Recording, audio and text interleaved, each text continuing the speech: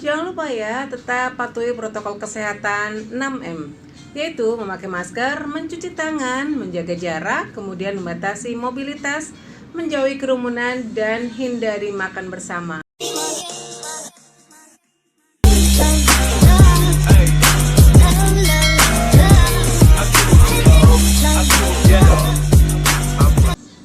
Assalamualaikum warahmatullahi wabarakatuh. Kali ini Laras hadir lagi, dan kali ini pengen berbagi tentang bagaimana tips menjadi penyiar radio untuk pemula. Nah, barangkali di antara teman-teman semuanya ada yang berminat untuk menjadi seorang penyiar radio.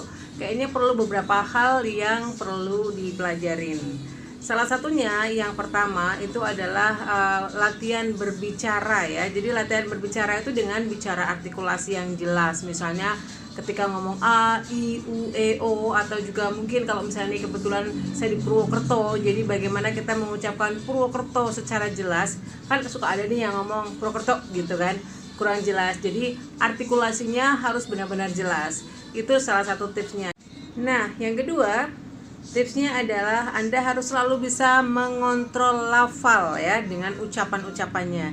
Jadi misalnya kita suka ngomong nih, kadang-kadang suka lupa, gitu ya, gitu ya. Nah, itu yang benar-benar harus Anda kontrol. Dalam keseharian Anda berbicara pun, Anda harus selalu mengontrol diri, bagaimana cara pelafalan dan juga cara ucapannya. Terus juga ada yang suka kata-kata salah dalam hal harusnya misalnya ngomong apa ya, misalnya lafalnya salah atau cara pengucapannya salah. Nah, itu yang benar-benar harus kita mulai berlatih untuk bisa mengontrol pelafalan dan kata-katanya. Oke, itu yang kedua.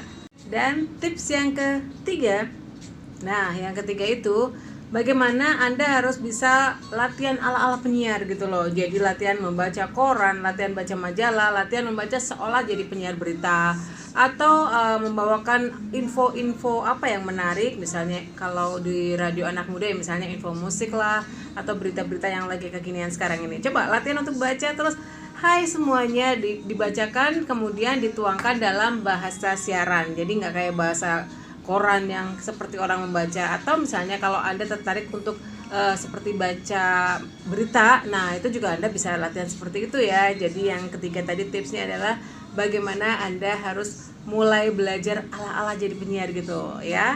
Oke, itu yang tips ketiga. Tips yang keempat, tips yang keempatnya adalah perluas wawasan.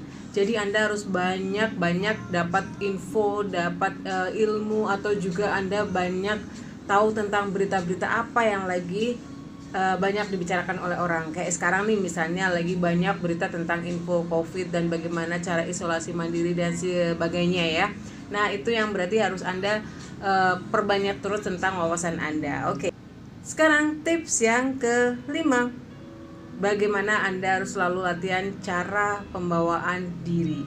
Maksudnya cara pembawaan diri di sini adalah Anda juga bagaimana harus bisa membawakan diri ketika Anda harus berbicara. Jadi meskipun kita misalnya sebagai seorang penyiar yang tidak terlihat karena di ruang siaran aja, tapi jangan salah, kalau sekarang kan sudah zamannya medsos ya. Jadi kalau siaran di radio pun sekarang orang tahu juga seperti apa wajah-wajah Anda, karena di medsos, di IG-nya semua bikin status IG story atau juga reels ya sekarang ini. Jadi wajah juga bakal kelihatan. Nah, sekarang bagaimana Anda harus mulai bisa latihan pembawaan diri ya.